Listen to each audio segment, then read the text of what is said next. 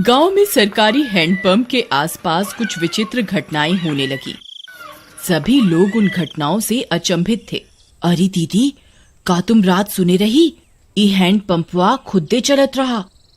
राती 12 बजे भला कौन पानी भरे आई? हमें तो बहुत डर लागत बा।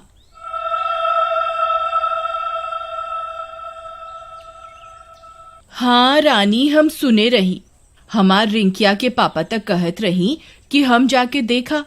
हम उनके रोक लिहिस। कौन जाने का बला हुई। फिर उसी रात फिर से 12 बजते ही वह हैंडपंप खुद से चलने लगा।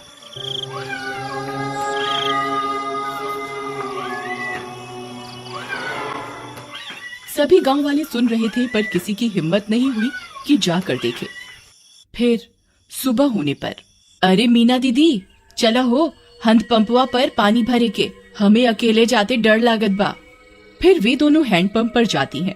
वहां पहुंचकर उनकी आंख फटी की फटी रह जाती है। वहां किसी के पैर का निशान होता है जो इंसानी पैर से दुगने साइज का होता है। ई देखा हो रानी, हम कहत रहे ना कुछ गड़बड़ जरूर बा। ई देखा, भला किस इंसान के इतना बड़ पैर हुई। तभी वहां पिंकी आ जाती है। अरे दीदी, क्या हुआ? आप दोनों इतनी परेशान क्यों हैं? ई देखो बहन, इतना बड़का पैर। लागत है कौनो शैतान ई हैंडपंपवा पे आया रहा। कम ऑन दीदी, कोई प्रैंक कर रहा होगा। हमारी सिटी में तो ऐसे बहुत करा जाता है। अरे आप शहर से आई रही पिंकी बहन, आप ये सब ना समझी। फिर रात होने पर हैंडपंप फिर खुद से चलने लगता है। मम्मी, मैं जा रही हूँ हैंडपंप के पास। मैं अभी सबक सिखाती हूँ इस नमूने को।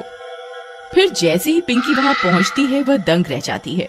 वहाँ 2 सिर की एक चुड़ैल हैंडपंप चला रही होती है। पिंकी के पसीने छूट जाते हैं। आ गई? बहुत इंतजार कराया तुम गांव वालों ने। 2 दिन से कोई खोपड़ी खाने को नहीं मिली। मेरा तो सिर ही दर्द हो गया ये हैंडपंप चला चला के। कितने दिनों में एक शिकार आया है। पिंकी हाथ जोड़कर अपने घुटनों पर बैठ जाती है। चुड़ैल जी, आई एम सो सॉरी। मुझे लगा कोई गांव वालों से प्रैंक कर रहा है। मुझे माफ कर दो चुड़ैल जी। मैं तो पास के शहर में पढ़ती हूँ, इस गांव में घूमने आई हूँ। पर चुड़ैल उसकी विनती नहीं सुनती और उसकी खोपड़ी खा जाती है। फिर अगली सुबह, अरे मीना बहन, देखा तो आज तो यहाँ खून भी पड़ा बा। कौनो अनहोनी हो गई लागत बा। तभी पिंकी की माँ वहाँ आ जाती है। अरे कल रात से मेरी पिंकी घर नहीं आई। वो रात इस नल पर आई थी। ये खून कैसा पड़ा है? कहीं ये मेरी पिंकी का तो नहीं?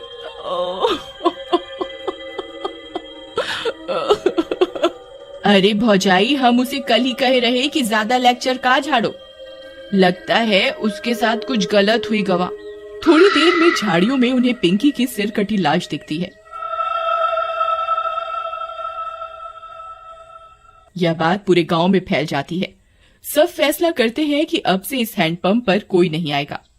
फिर रात होने पर वह चुड़ैल फिर से हैंडपंप पर आकर उसे चलाने लगती है, पर कोई नहीं आता। लगता है गांव वाले चालाक बन रहे हैं। इनको किसी और तरकीब से बुलाना होगा, नहीं तो हम भूखी मर जाएंगी। हाँ, पर करें क्या? रुक जा मेरे जुड़वा सिर, अभी तुझे किसी खोपड़ी का स्वाद चखवाती हूँ। फिर वह चुड़ैल पिंकी के घर के पास पहुंच जाती है।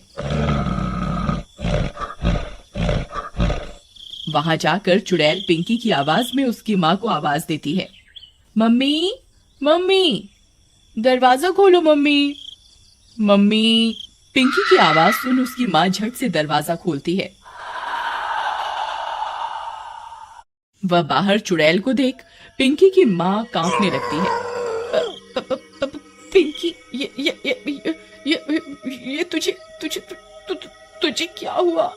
चुड़ैल की एक खोपड़ी अपनी लंबी जीभ से पिंकी की माँ को जकड़ लेती है। मैं कोई पिंकी विंकी नहीं। तेरी पिंकी तो कब की हजम भी हो गई होगी। अब तू मेरा खाना बनेगी मूर्ख औरत। फिर चुड़ैल उसकी खोपड़ी काट कर निकाल लेती है और उसे खा जाती है।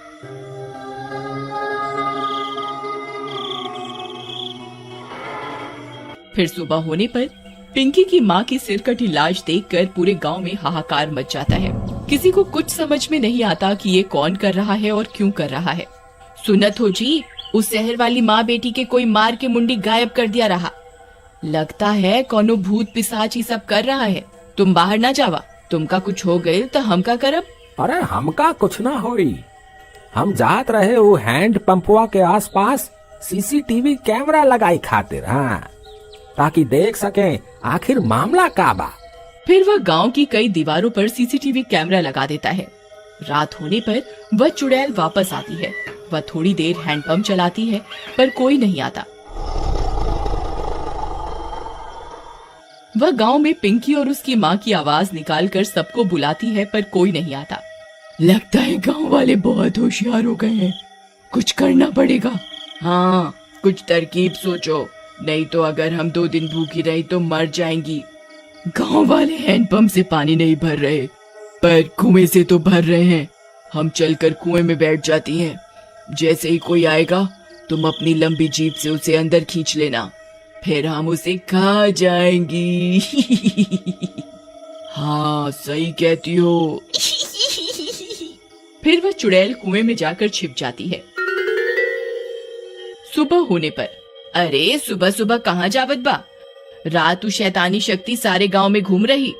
अरे तू डरा ना, हमार राजकुमारी, हमका कछु ना हुई। हाँ, हम जाए रहे सीसीटीवी कैमरा से रिकॉर्डिंग ले खातिर। हाँ, अच्छा जावत ही हो तो मटका में पानी भर लावा कुआं से।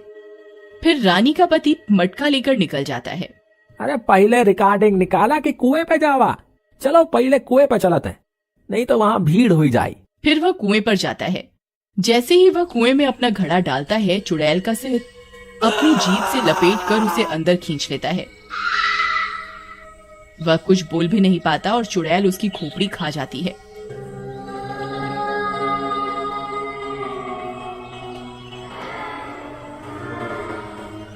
कुछ देर में गांव वालों को उसकी सिर कटी लाश कुएं में दिखती है। इस बार और कोहराम मच जाता है। हम घर अरे हम इकरा के कही रही ना जावा सुबह सुबह, पर ये हमारी एक न सुनी। हम तो लुट गईली, बर्बाद हो गईली। हे राम।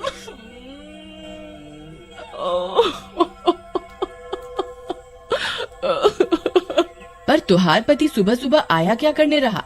फिर रानी ने बताया कि उसके पति ने सीसीटीवी कैमरे लगाए थे गांव में, जिससे यह पता चल सके कि आखिर मामला क्या है। फिर वे सब गांव वाले सीसीटीवी कैमरे से रिकॉर्डिंग निकालते हैं, टीवी पर चलाते हैं और चुड़ैल का सारा सच उनके सामने आ जाता है। वे यह भी सुन लेते हैं कि अगर वे चुड़ैल 2 दिन भूखी रही तो मर जाएंगी। गांव वालों, हमारे सामने एक बहुत खतरनाक दुश्मन है। इसे हराने के लिए हमें बस ये करना है कि हम 3 दिन तक अपने घरों में कैद रहें, नहीं तो ये 2 मुंडी वाली चुड़ैल कई और लोगों को अपना शिकार बना लेगी। मैं गांव में 3 दिन के लॉकडाउन का ऐलान करता हूँ। लॉकडाउन होने के बाद वे चुड़ैल 2 दिन तक गांव में आई अपना शिकार पकड़ने के लिए। उन्होंने कई तरकीबें लगाई पर कोई अपने घर से बाहर नहीं आया और वे दोनों चुड़ैल मर गईं।